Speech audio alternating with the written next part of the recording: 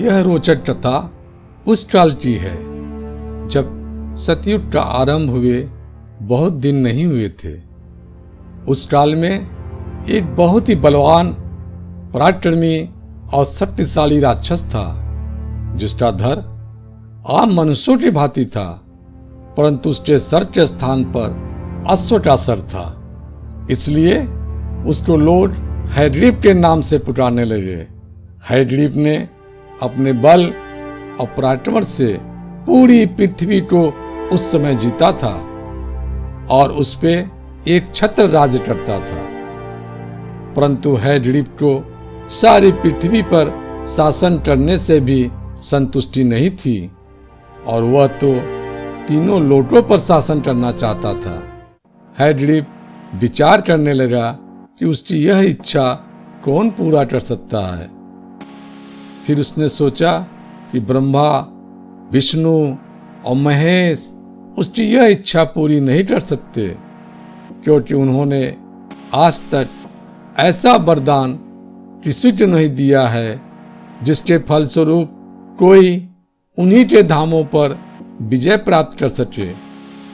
इसलिए उसने निर्णय लिया कि उसे आदि शक्ति माँ भगवती के शरण में जाना चाहिए, जो सारे ब्रह्मांड की एकमात्र स्वामिनी है।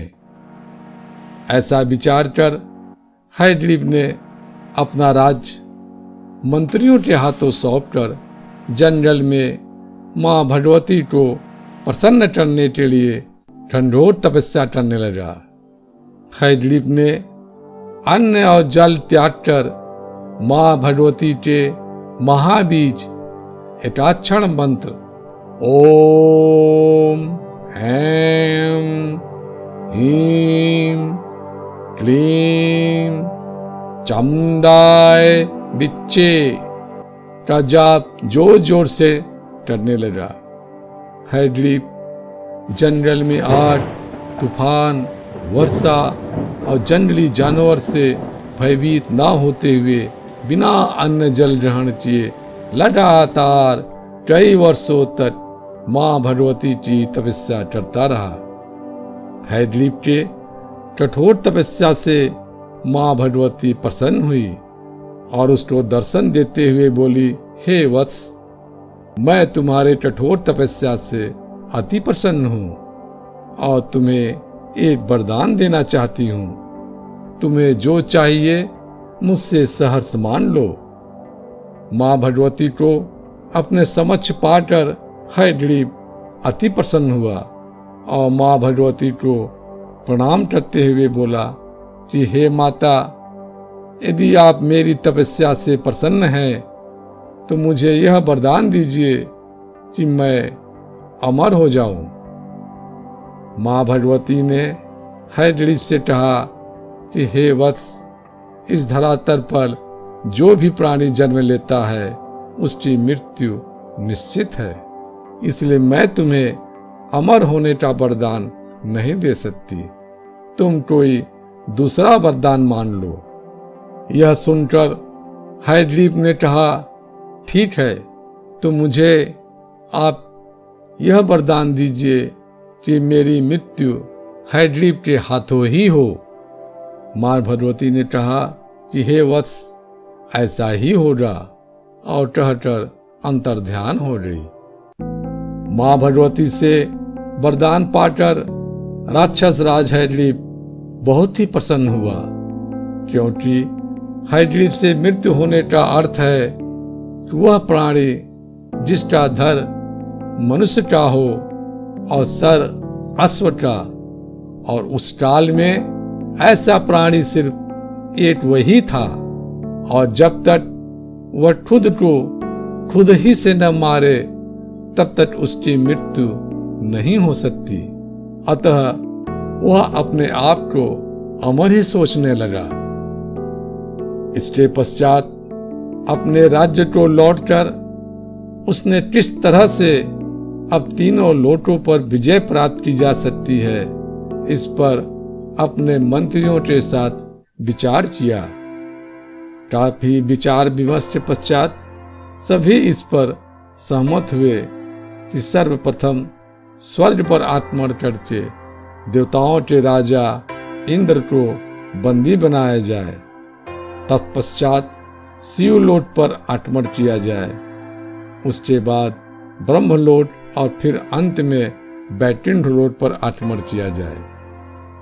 इसके बाद हयग्रीव अपनी शक्तिशाली सेना के साथ स्वर्ग पर आक्रमण कर दिया। हयग्रीव की सेना और देवताओं में घमासान युद्ध हुआ और अंत में विजय श्री हयग्रीव के हाथ लगी और देवराज इंद्र अपने साथियों सहित स्वर्ग छोड़कर अन्यत्र कहीं छिप गए। अब स्वर्ग के सिंहासन पर हयग्रीव विराजमान हुआ और स्वर्ग पर शासन करने लगा। स्वर्ग पे आधिपत्य करने के पश्चात हयग्रीव ने अब शिवलोक पर आक्रमण कर दिया। भगवान शिव सब कुछ जानते थे, इसलिए हयग्रीव को आता हुआ देखकर अपने गणों सहित शिवलोक छोड़कर अन्यत्र कहीं चले गए। इस प्रकार अब शिवलोक पर भी हयग्रीव का आधिपत्य हो गया। कुछ दिनों के विश्राम के पश्चात हयग्रीव ने अपने साथियों सहित ब्रह्मलोक पर आक्रमण कर दिया और ब्रह्मलोक को भी अपने अधीन कर लिया। हयग्रीव ने ब्रह्मा जी से उनके चारों वेदों को भी छीन लिया और उन वेदों को अपने पास सुरक्षित रख लिया।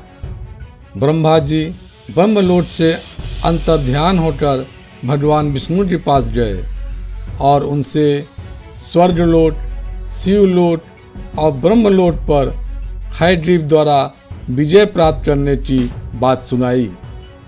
जब ब्रह्मा जी भगवान विष्णु को इस घटना की जानकारी दे रहे थे, तभी हयग्रीव अपने सैनिकों सहित वैकुंठ धाम, जहाँ भगवान विष्णु का निवास था, वहाँ आक्रमण कर दिया। हयग्रीव ने भगवान विष्णु को युद्ध करने के लिए आह्वान किया और भगवान विष्णु हयग्रीव के आह्वान पर उससे युद्ध करने को तैयार हो गए। भगवान विष्णु और हयग्रीव में घनघोर युद्ध शुरू हो गया और यह युद्ध कई माह तक चलता रहा। कोई भी किसी से कमजोर नहीं था और कोई पराजित भी नहीं होना चाहता था। इतने माह तक युद्ध चलने के कारण भगवान विष्णु और हयग्रीव दोनों को थकान का अनुभव होने लगा। इस पर भगवान विष्णु ने हयग्रीव को प्रस्ताव दिया कि क्यों न वे दोनों कुछ दिनों के लिए विश्राम कर लें, उसके पश्चात पुनः युद्ध शुरू करें। हयग्रीव भी काफी थक चुका था, इसलिए उसने भगवान विष्णु की बात तुरंत मान ली। इसके पश्चात हयग्रीव ब्रह्मलोक को लौट गया और भगवान विष्णु अत्यधिक थक जाने के कारण वहीं पर विश्राम करने का निर्णय लिया। भगवान विष्णु ने खड़े होकर अपने धनुष के एक सिरे को भूमि पर रख के और दूसरे सिरे पे अपने सर को टिकाकर विश्राम करने लगे। कुछ दिनों तक भगवान विष्णु उसी तरह सोते रहे। युद्ध का समय समीप आता देखकर ब्रह्मा और देवताओं ने भगवान विष्णु को जगाने की अनेकों कोशिशें की, परंतु भगवान विष्णु की निद्रा नहीं टूट रही थी। इससे ब्रह्मा और देवतागण काफी चिंतित हुए। तब देवताओं ने ब्रह्मा से भगवान विष्णु की निद्रा भंग करने के लिए कुछ उपाय करने का निवेदन किया। ब्रह्मा जी ने मर्मी नामक कीड़े की सृष्टि की और उससे भगवान विष्णु के धनुष की पतंचा काटने का अनुरोध किया। ब्रह्मा जी का अनुरोध सुनकर बर्मी ने ब्रह्मा जी से पूछा, हे प्रभु, किसी सोए हुए प्राणी को उसकी इच्छा के विरुद्ध जगाना पाप होता है, तो आप मुझसे यह पाप क्यों कराना चाहते हैं और इस कार्य से मेरा क्या लाभ होगा? इस पर ब्रह्मा जी ने बर्मी से पूछा कि हे वत्स, तुम क्या चाहते हो?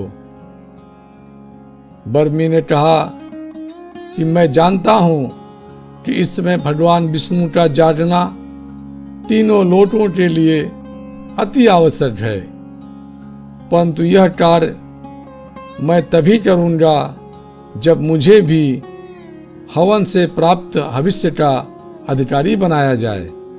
ब्रह्मा जी ने और कोई उपाय न देखकर बर्मी से कहा, हे बर्मी सुनो, हवन के समय आहुति देते समय जो आहुति सामग्री हवन कुंड के चारों तरफ घिरेगी, उस पर केवल तुम्हारा ही अधिकार होगा।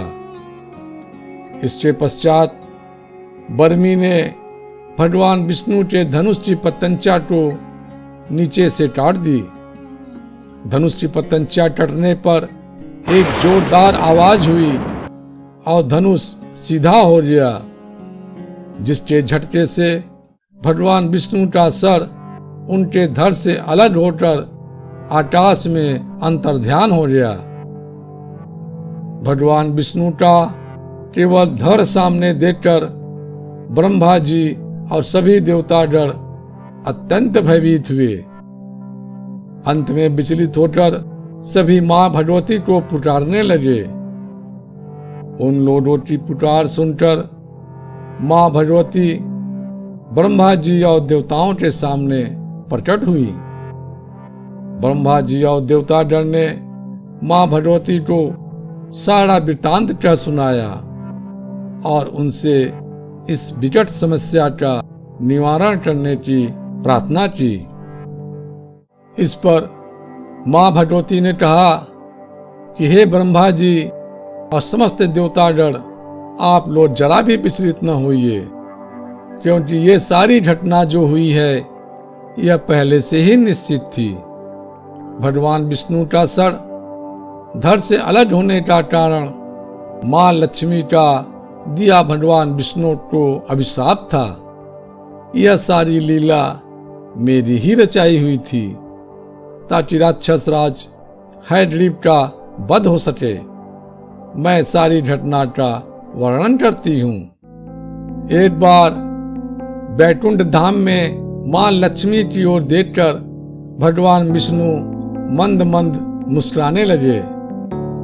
उनको अपनी ओर देखकर तो इस प्रकार मुस्कुराने का कारण पूछा। भगवान विष्णु ने इसका कोई उत्तर नहीं दिया और मंद मंद मुस्कुराते ही रहे। इस पर मां लक्ष्मी ने सोचा कि शायद भगवान विष्णु उनके रूप की हंसी उड़ा रहे हैं, इसलिए मुस्कुरा रहे हैं। यह सोचकर मां लक्ष्मी को भगवान विष्णु पर बहुत क्रोध आया और अभिशाप दे दिया कि जिस मुझ से आप मेरी तरफ देखकर उपहास स्वरूप मुस्कुरा रहे थे, वह सर ही आपके धड़ से अलग हो जाएगा। मां भगवती ने ब्रह्मा जी से कहा, हे ब्रह्मा जी, आप तनिक भी विलंब न करते हुए किसी अश्व का सर लेकर तुरंत ही भगवान विष्णु के धड़ से जोड़ दीजिए। ऐसा कहकर मां भगवती अंतर्ध्यान हो गई। ब्रह्मा जी ने मां भगवती के आदेशानुसार अश्व का सर लाकर भगवान विष्णु के धड़ से जोड़ दिया। इस प्रकार भगवान विष्णु भगवान हैडलीप के रूप में प्रकट हुए। इसी समय राक्षस हैडलीप भी आकर विष्णु को युद्ध के लिए ललकारने लगा। हैडलीप ने जब भगवान विष्णु के स्थान पर अपने समान दूसरे हैडलीप को देखा तो अचंभित हुआ, पर उस हैडलीप के धड़ को देखकर समझ गया कि ये विष्णु का ही धड़ है और उसको यह समझते देर न लगी कि ये भगवान विष्णु की ही कोई माया है। इससे विचलित ना होते हुए वीर राक्षस हैग्रीव ने विष्णु से युद्ध पुनः आरंभ किया। उसे यह भान हो गया था कि ये रूप विष्णु ने मां भगवती के वरदान को प्रतिफलित करने के लिए ही धरा है और संभवतः उसकी मृत्यु का क्षण समीप ही है। उसको इस बात का अनुभव हो जाने के बाद भी वह एक वीर की भांति भगवान हैग्रीव से घमासान युद्ध किया और अंततः राक्षस राज हैग्रीव भगवान विष्णु के हाथों मारा गया। इस तरह से मां लक्ष्मी द्वारा भगवान विष्णु को दिया गया अभिशाप भी सभी लोगों के लिए कल्याणकारी सिद्ध हुआ। अगर आपको यह कहानी अच्छी लगी हो तो प्लीज इस वीडियो को लाइक करें, कमेंट करें, अपने दोस्तों के साथ शेयर करें और इस चैनल को सब्सक्राइब करें ताकि ऐसी और कहानियां मैं आप सबको बता सकूं। नीचे दिए गए लिंक से आप इस कहानी को खुद पढ़ भी सकते हैं।